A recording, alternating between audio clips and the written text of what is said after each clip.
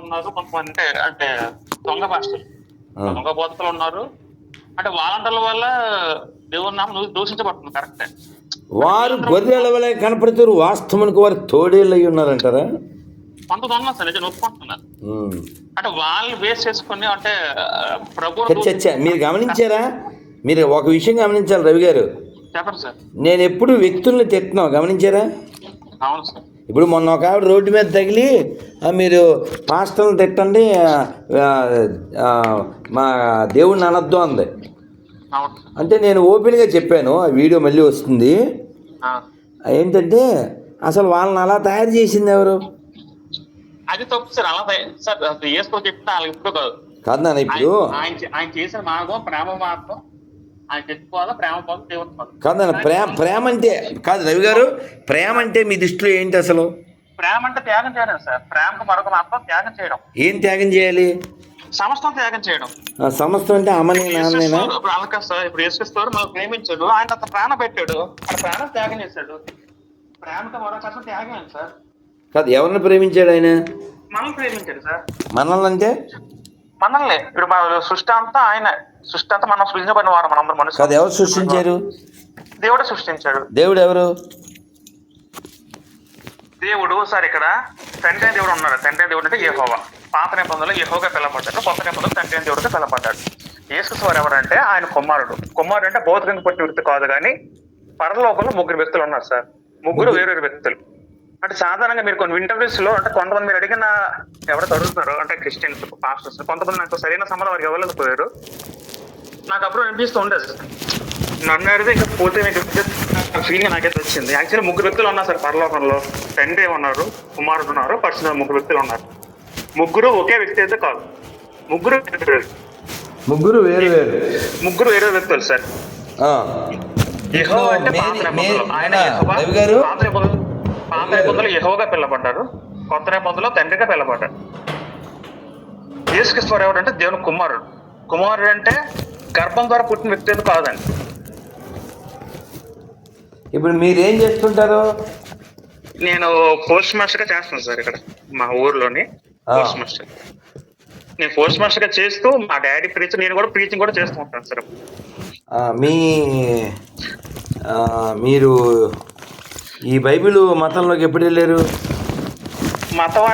నేను మతం అన్నాను సార్, మార్గం అంటాను సార్. నేను కూడా అదే అంట, కాకపోతే దూ పెడతాను ముందు. మతం మాట నేను ఒప్పుకోను సార్. అదే దాని ముందు నేను దూ అని పెడతాను, అంతే తేడా. నేను మతం అన్నాను. అది కూడా నేను ఎవరు బలం, నేను మనస్ఫూర్తి అంటే నేను నాకు నచ్చి నేను వెళ్ళాను తప్ప ఎవరిని బలవంతం తోయలేదు. నేను బలవంతం కాబట్టి నేను తీసుకెళ్ళలేదు. నేను బైబిల్ని ఎందుకు తిడతాను అడగలేదు మీరు. చెప్పండి సార్. మామూలుగా తిడుతుంది కదా, పనికి మాలిన బైబిల్ అంటాను, బోకడా బైబిల్ అంటాను. అదే తిడతారు అసలు. అది మట్టుకు అది అంటే మరి మీరు అంటే అన్నమాట చాలా తప్పు సార్ అనమాట. కాదు, నేను నిరూపిస్తానుగా, ఊరికే అన్నగా. మీరు పోస్ట్ మాస్టర్ అన్నాను నేను. అవును సార్. మీ ఊరు వచ్చేస్తే సరిపోద్ది. మీరు పోస్ట్ మాస్టర్, వేస్ట్ మాస్టర్ నిలబెట్టేసి అక్కడికి వెళ్ళి ఆ పోస్ట్ ఆఫీస్లో మీరు కనబడతారుగా. అలాగా బైబిల్ పనికి మందా కదా నేను నిరూపిస్తాను. మీకు ఎందుకు బాధ? అంటే పనికి మళ్ళీ మీ ఉద్దేశం ఏంటి? తప్పులు అంటే మీ ఉద్దేశం చెప్పండి. అదని ఇప్పుడు పోనీ ఇప్పుడు బైబిల్ వలన మనిషి ఎలా తయారవ్వాలని మీరు కోరుకుంటున్నారు? ఎలా తయారవుతాడు మామూలుగా? బైబిల్ వల్ల మనిషి క్రీస్తులాగా మారాలి. ప్రతి ఒక్కరు క్రీస్తు ప్రేమను సంతరించుకోవాలి. క్రీస్తు లక్షణాలు ప్రతి ఒక్కరికి రావాలి. క్రీస్తు సరే పోనీ మీ మాటకే వద్దాం. క్రీస్తు లక్షణాలు అంటే ఒకటి రెండో చెప్పండి. క్రీస్తు లక్షణాలు ప్రేమమయుడు, జాలిగల వ్యక్తి, కరుణామయుడు, అందరి సమాన వ్యక్తి, ఇప్పుడు అతను ధనికుల్లో ఎవరి తారతమ్యం లేకుండా అందరినీ హక్కును చేసుకునే వ్యక్తి. కుష్ఠరోగులు కూడా ఆ మధ్యన వారి కాలంలో దూరంగా ఉన్న కుష్ఠరోగులు కూడా ఆయన దగ్గర హక్కును చేర్చుకొని వాళ్ళు కూడా స్వస్థపరిచి వాళ్ళు హక్కును చేసుకునే వ్యక్తి. ఇప్పుడు మీరు చెప్పేదంటే ఇప్పుడు ఎవరైతే క్రీస్తు మార్గంలో ఉంటారో సార్ వాళ్ళందరినీ ప్రేమిస్తారు. అది ఎవరి వ్యక్తిగతం సార్. యాక్చువల్ క్రీస్తు చెప్పిన బోధ అది. కొంతమంది క్రీస్తు మార్గాల్లో చెప్పుకుంటూ కూడా అలా లేరు. అంటే ఏం లేదండి, మొన్న ఆయన ఎవరో సార్ ఒక ఆయన నా దాంట్లో ఆయన నెంబర్ ఉంది, మీరు ఎవరండి అని ఫోన్ చేశారు. ఆయన మాది కర్నూలు అన్నాడు. సరే అండి అని పెట్టేశారు. పెట్టాక ఆయన నేను ఫోన్ పెట్టేశాక మళ్ళీ ఫోన్ చేశాడు. ఉమ్, నమస్కారం అండి అన్న. ఉమ్, అతను అసలు రెస్పాన్స్ తిట్లతోనే మొదలుపెట్టాడు. అది ఇప్పుడు తప్పలేదు. నా పాయింట్ ఏంటంటే ఎక్కడ చెప్పలేదు. ఒకరిని చెప్పడం కోసం ఒక చెప్ప చూపించి చెప్పాడు. ఒక తిడితే వాళ్ళకి తిరిగి ప్రేమించమని చెప్పాడు. ఇది యేసు చెప్పిన బాల్.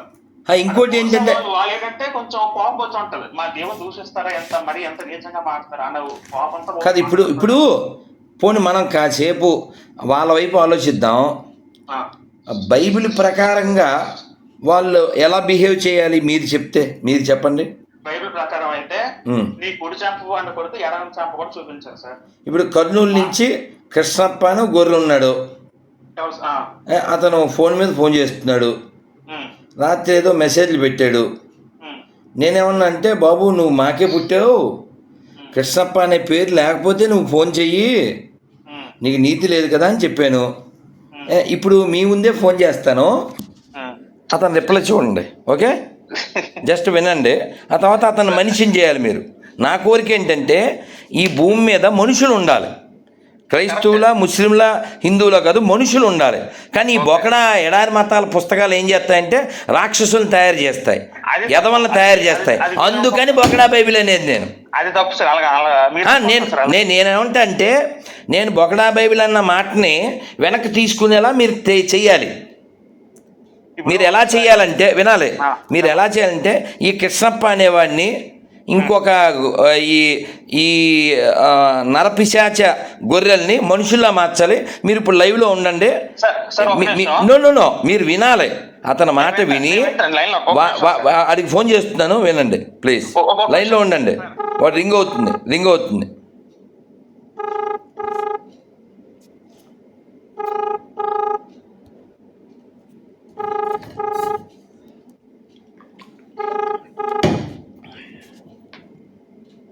హలో, నమస్తే సార్. కృష్ణప్ప గారు చెప్పండి. ఫ్రీగా ఉన్నారా సార్? 2 నిమిషాలు పర్లేదు, బయటికి వెళ్ళాలి, చెప్పండి. అదే మీరు పేరు ఎంత అడుగుతున్నారు, ఒకసారి చెప్తాను ఏంటి సంగతి. ఏం చెప్పాలి? మీరు మా పేర్లో అడుగుతున్నారు కదా. మీకు ఫోన్ చేసినప్పుడు కాదండి, మీరు ఫోన్ చేసినప్పుడు మీరు ఎవరో మాకు ఎలా తెలుస్తుంది? అదే సార్, నేను చెప్తాను, అడగండి నన్ను అంటున్నా. మీరు ఆల్రెడీ చెప్పారు, మీ పేరు రాసుకున్నాను. ఏమని రాసుకున్నారు? కర్నూలు గొర్రె కృష్ణప్ప. మీది కర్నూలేగా? అదే మీరు కృష్ణప్పేగా? మీరు కృష్ణప్పేనా పేరు? నా పేరు కృష్ణప్ప. నాది యాక్చువల్లీ కర్నూలు, అయితే మేము కేరళలో సెటిల్ అయ్యాము. నేను కేరళలో ఉన్నారా? ఓకే, మీరు కర్నూలు అన్నారు, అదే రాసుకున్నా. చెప్పండి. కేరళలో ఎర్నాకుళం డిస్ట్రిక్ట్, పెరుంబావూరు, జీటీసీ అన్న. ఓకే, ఇప్పుడు ఏం చెప్పాలి నాకు? పేర్లు అడుగుతున్నారు కదా, నేను క్రిస్టియన్ అడగండి, నన్ను ఎట్లా తప్పు పడతారో అడగండి సార్ అంటున్నా. కాదు, మీరు కృష్ణప్ప చెప్పేశారు, కేరళ అని చెప్పారు. ఇప్పుడు అట్లా కదా నేను పేరు కూడా మార్చుకున్నా. కృష్ణప్ప నేను పెట్టారు నాకు. నేను ఎందుకు మార్చుకున్నానంటే చెప్తున్నాను రీజన్. అంటే మీకు 2 నిమిషాల టైం అంటున్నారు కాబట్టి నేను స్పీడ్ మార్చుకున్నాను. పర్లేదు, చెప్పండి. కృష్ణప్ప నా పేరు పెట్టారు కదా. ఎవరు? మీ నాన్నగారు పెట్టారు? మా నాన్నగారే పెట్టారు. మీ నాన్నగారి పేరు? బ్రహ్మయ్య. మా నాన్న పేరు బ్రహ్మయ్య గారు అబ్బాయి కృష్ణప్ప. మా అమ్మ పేరు సరస్వతి. ఏమండి? సరస్వతి మా అమ్మ పేరు. మీ అమ్మగారి పేరు సరస్వతి. అబ్బా, అద్భుతం. బ్రహ్మయ్య గారు, సరస్వతి పిల్లవాడు, కృష్ణప్ప. ఓకే, చెప్పండి. మా అక్క పేరు గంగా. ఓకే, గంగావతి లేదా గంగా. రైట్. అంటే ప్రతి దానికి ఒక స్టోరీ బిల్డ్ చేసి పెట్టినారు. ఏదో అనుకున్నారు వాళ్ళు, పెట్టినారు. కానీ ప్రతి పేరు మార్చుకున్నాం. ఎందుకు మార్చుకున్నాం అంటే రీజన్ చెప్తాను. ఒకవేళ తప్పైతే నన్ను ఖండిస్తాను. ఓకేనా? నా పేరు కృష్ణప్ప. నేను తెలియకుండా ఒక చిన్న దొంగతనం చేసినాను సార్. అప్పటి నుంచి దొంగ కిట్టు అంటున్నారు. అంటే నాది అయిపోయినవాడి సార్, మళ్ళీ బాగుంటుంది, డిస్టర్బ్ అవుతుంది. దొంగ కిట్టు అంటున్నారు. నేను తెలియక ఒక చెడ్డ చూపు చూసిన దానికి నన్ను నా మీద నిందలు వేయడం మొదలు పెట్టారు. అంటే చిన్నప్పుడు 10th క్లాస్ ఆ టైం వరకు, ఆ టైం కూడా. సో ఇవంతా కృష్ణుడు చేశాడు కదా, నేను చేస్తే తప్పు ఏంటి అని నేను తెలియకంటే, ఆయన దేవుడు, నువ్వు మనిషిరా అని అంటారు. ఏ పేరు పెట్టుకుంది అదే కదా అని అంటే అట్లా అంటే అప్పుడు మరి మీరు చెప్పాలి, ఆయన కొండ ఎత్తాడురా, MUNDA, మనం ఎత్తలేం కదరా, భగవంతుణ్ణి మనం అనుసరించాలి, అనుకరించకూడదు. సార్ లంగా కూడా ఎత్తాడు కదా సార్. లంగా ఎత్తాడు కదా. కాదు, ఎవరిది? ఎక్కడుంది? నువ్వు అది నిరూపించకపోతే నువ్వు మేరీకి పుట్టినట్టే. నువ్వు నాకు రెఫరెన్స్ పెట్టకపోతే నువ్వు మేరీకి పుట్టినట్టే. మేరీ అంటే ముంజ. చూశారు కదా సార్ రవి గారు? వాడి పేరు గురించి చెప్పరా అంటే రవి గారు విన్నారా? అందుకు సార్ లంజల బైబిల్ అని ఊరికే అన్న నేను. ఏమండి ఇప్పుడు అతని పేరు గురించి చెప్పచ్చు కదా. వాడి పేరు ఏమండి వినపడుతుందా మీకు? రవి గారు ఉన్నారా పోయారా?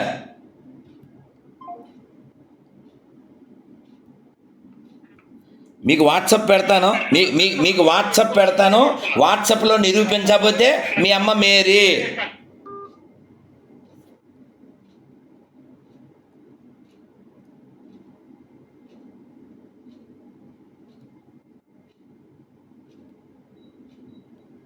రవి గారు విన్నారా? ఏమండి అతని పేరు గురించి అడిగితే ఏమండి ఇప్పుడు నేను దేనికి వ్యతిరేకిస్తా అంటే నువ్వు ఏదో ఈ బొకడ బైబిల్ నచ్చింది, అందులో ఒక ఎండిపోయిన 7 నచ్చింది, అది నీ ఇష్టం అండి, నేను కాదన్నావు. నువ్వు దాన్ని ప్రమోట్ చేయడానికి ఒక బకరాగాన్ని ప్రమోట్ చేయడానికి ఈ ప్రపంచంలో ఎవిడెన్స్ ఉన్నటువంటి దాన్ని నువ్వు ఎలా వ్యతిరేకిస్తావు? ఇప్పుడు రామాయణం ఎవిడెన్స్ ఉంది, భాగవతం ఎవిడెన్స్ ఉంది, బైబిల్ ఎవిడెన్స్ లేదండి. ఉంటే మాకెందుకు సార్ బొకడాదే? ఒకవేళ ఉంటే మాకెందుకు? ఇప్పుడు నేను బొకడ కాగలను అంటే కుదరదు. ఎందుకని? నీ పేరు ముడ్డి తుడుచుకునే బైబిల్లో ఉండదు కాబట్టి, నువ్వు మాకే పుట్టావు కాబట్టి. ఎల్లలో